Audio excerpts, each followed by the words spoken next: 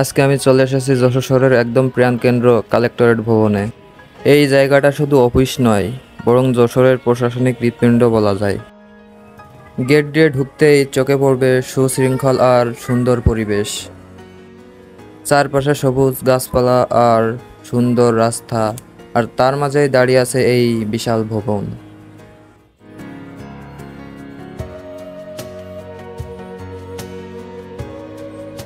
এখানে প্রতিদিন হাজার হাজার মানুষের আনাগোনা, কেউ বা সরকারি কাজের জন্য, আবার কেউ তথ্য নিতে।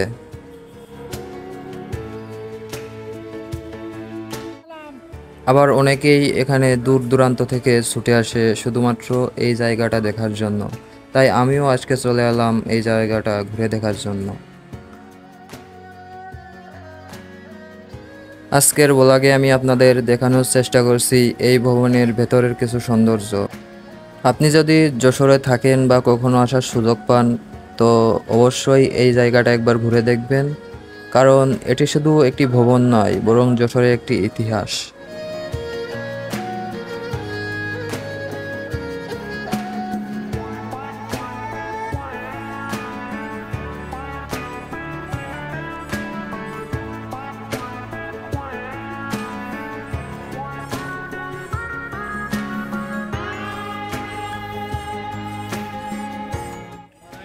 এটার ভিতর ঢুকলেই মনে হয় যেন একটা অন্যরকম অনুভব। প্রতিদিন বিকালে ছোট থেকে বড় হাজার হাজার মানুষ এইখানে বসে আড্ডা দেয়।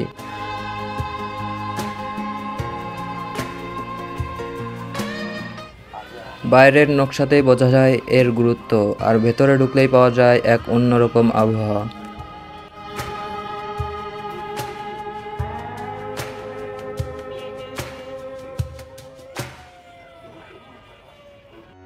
তো এখন আমি এখান থেকে বেরিয়ে যাব। আমি হয়তো আপনাদের বেশি কিছু দেখাতে পারিনি। আপনারা এখানে এসে ঘুরে যেতে পারেন, আপনারা নিজ চোখেই সব কিছু দেখতে পারবেন।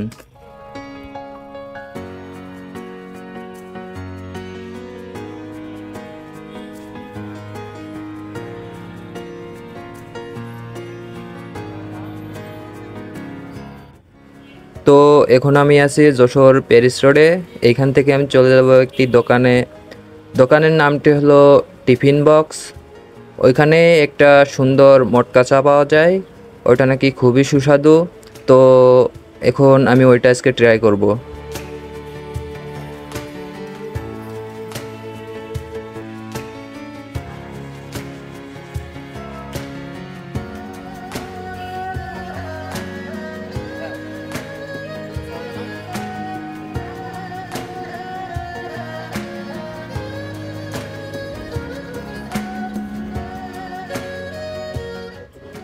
এখন আমি এটা খেয়ে আপনাদের জানাবো যে এটার দাম অনুযায়ী এটার স্বাদ ঠিকঠাক আছে কিনা।